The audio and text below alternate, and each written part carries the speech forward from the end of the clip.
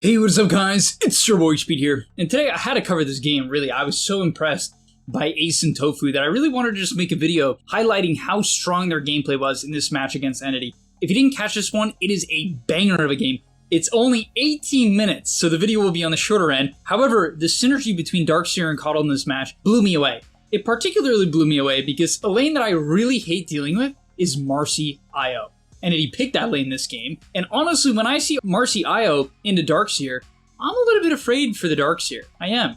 The reason why is this lane is just really high pressure, and they have a lot of regen over time. However, they dumpstered this lane, mostly by just out-farming it. And so let's see how they do it. On top of that, go sign up to the gameleap website, guys. I'm posting new content over there almost every day, and I'll see you there. So the first thing that Ace does is he double shells the first wave, and I like this. Against hard lanes, any hard lanes, you should do this as Darkseer. It's something I've forgotten to do, and it really punishes you when you forget to make this play. So he's going to double shell, one on himself, one on a melee creep, that's it. You're going to pull creep aggro to make it hard for them to deny.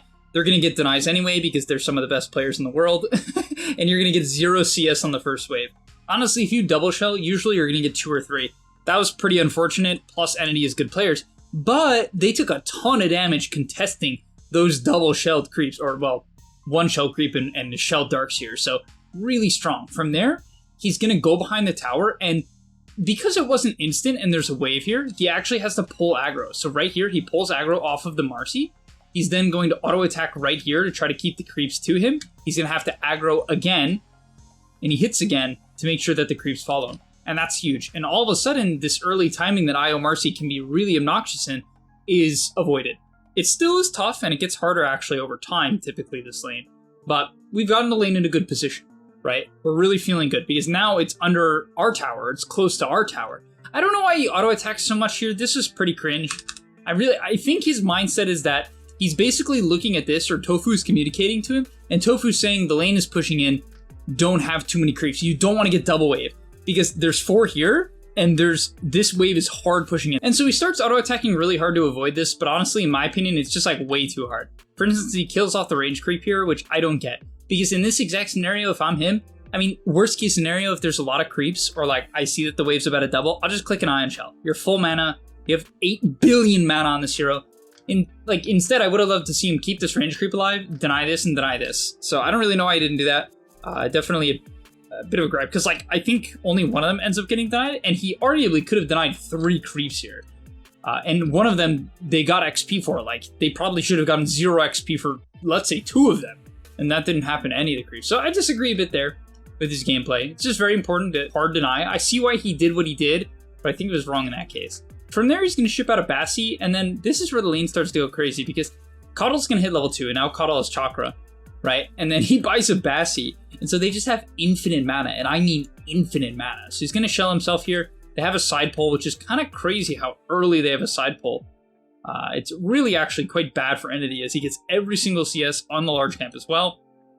Double shells the melees here, and they're going to start pushing in the wave. And at this point, this is where it gets like pretty insane. He shells himself, gets Chakra, so he has to blind light back into the shell. Vacuum comes out, and they can't get the kill on the Marci, but you're happy.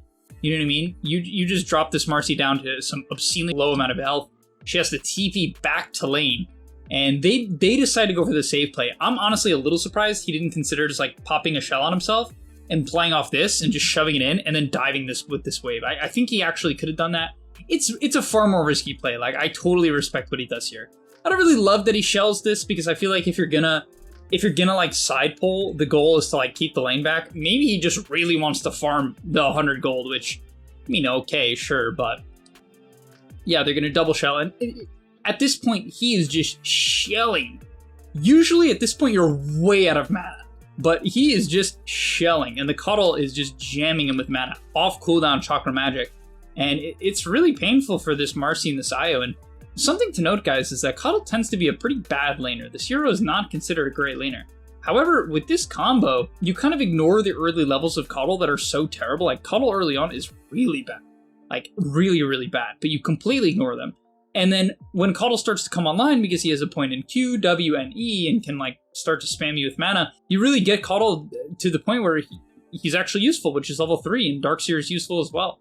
So these heroes have incredible synergy. I don't know why they gave... Why did Fishman give them a large camp for like 3 or 4 minutes straight?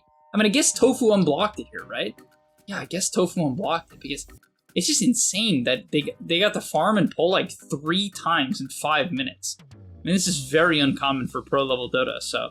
But another reason that this happens is because when the wave is constantly under the tower, it's very easy to unblock the large camp. As a support, you have a lot of free time. And the enemy is dealing with a double wave, right? The IO is healing the Marci under tower. So it's just another strength of these strategies that just hard push in the wave. It gives a lot of free time, right? It just gives a lot of free time. And at this point, with level 5 and just infinite shells, he's just double shelling the wave. And I love this. It's great adaptation because most Darkseer games, it's pretty hard to double shell the wave. You will run out of mana if you spam it. But yeah, he's just jungling like crazy. That was kind of bad. He got a little bit low. He has to ship a salve. Gets a Royal Jelly, which is like arguably the best item on this hero. Pops a salve. He's got his mana boots going. And yeah, this is going to be like an 8-minute mech, which is one of the fastest mechs I've ever seen. 62 CS in minute 8 by eventually cutting the waves. And once again, at this point, he's just double shelling like crazy. Cutting the wave again. And he's not afraid. Quinn is here. He's going to shell up the Tiny. They're level 6. They're going to look to invade. And funny enough, they had stacks, which is so funny. I mean, it's very fortunate. Wall comes out, 2-man wall. Backs them back into the wall. Slow comes out. And the Tiny actually left, but it doesn't matter. Back into the Centaur stun. And they take the tower. And once you have a 3k lead at minute 9, I mean, they won. I guess they only won 2 lanes. Quinn definitely didn't win his lane. But DK against Tiny is very bad for Tiny. It's not a favorable match. It's quite terrible. But okay, let's see what he does from here. So he takes the tower, and this is some of my favorite part of the game. So what the average player does here, guys, is they maybe farm this. Some people don't. You should farm this, and then what they'll do is they'll farm maybe this and this. But actually the best play against a hero like Marci that needs lane creeps desperately is to stack and pull this large camp. Because number one, it's going to take creeps away from the Marci if you let it. If you farm it instantly, it won't. And you just get to farm a stacked camp. So I like what he does here, which is like he doesn't instantly farm it. He lets the creep wave die. The Marci does come over and fight it, which, okay, fine, right? In some games, them trying to do this is suicide. So in a lot of games, they can't even contest this. Or you'll be strong enough, if you took the tower, usually you're stronger than them, and you can fight them for this camp. No problem. In this game, he's got an IO with him. His team's making a smoke play bot. Fine. It kind of sucks what ends up happening, but this is a great play. In most games, this is the perfect play. Now he queues up a Crimson Guard next, which I love. It's a great game for this. TP's mid as well on the mech timing. Well, I guess it's not really the mech timing, it's the Vanguard timing, if anything. Relocate's coming in. This looks a little tough, honestly. Pops the mech. Has Shell going. He's a little bit hesitant to run in. I think with the Vanguard, he probably should be a bit more Chad. I think he realizes this eventually, but Ace is a very safe player. I resonate a lot with Ace because some people are very psychotic and they just run in, like Dyrachyo. And then some people are like Ace and me, where we like to stay on the outside of the fight and look for impact, like look for angles, look for openings. And it's not that Dyrachyo never does that. Like, of course he does that, but like, it depends on the frequency, you know?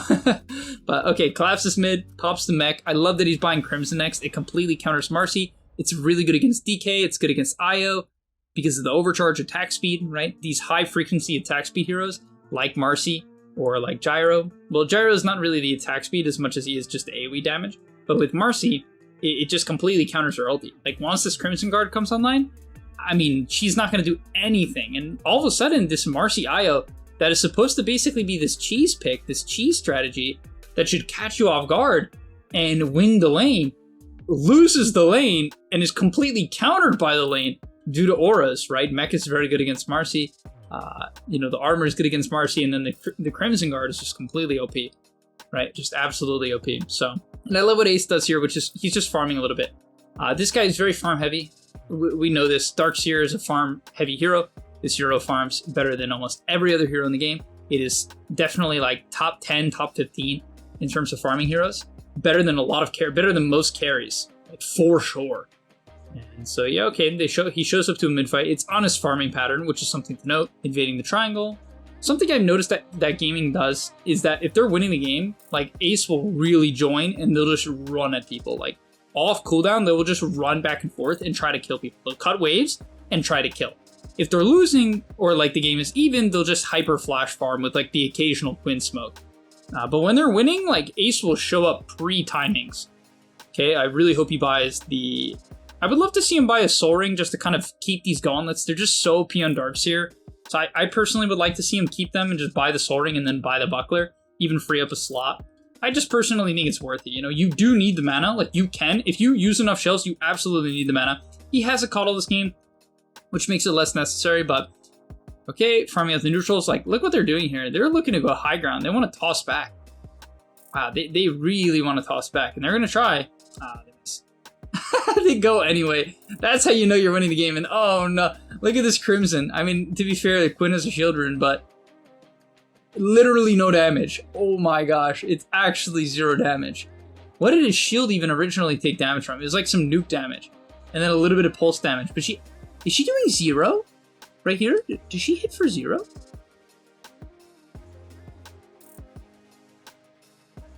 She didn't even get the hit. It's kind of a shame. It's not, it definitely is not 0, but it's gonna be like 50 or 60 or 70. Just pathetic numbers. And so these Aura heroes, if your draft is very physical heavy or magical heavy, heroes like Darkseer and Underlord kind of just break the game as Quinn gets a solo kill. Yeah, these heroes just break the game, and early Crimson against Marci DK is just devastating. The magic damage is very lackluster from the side of Entity, and that's game over. So I was just really impressed with some of his decision making. The laning stage was unbelievable. I liked how he joined his team in the mid game. I liked his mid TP because it was on a timing, right? He already had his mech, he was high level, and his team was winning the game. Where if the game is a bit more even, I think he would farm a lot more ancients. He would play back, keep farming ancients. Game is good. You have a timing, you can join up, right? They really want to dive the tower. But in most games, as Darkseer, you kind of just hit massive item timings. And there are games where Ace does that. But okay, hopefully you guys enjoyed. I'll see you in the next one. Bet 'em up. And that's all. But remember, before you leave, come on, before you tune out, subscribe to the gameleap website where we are going to help you get to the next rank. If you're stuck, click the link down below, and I'm out. Peace.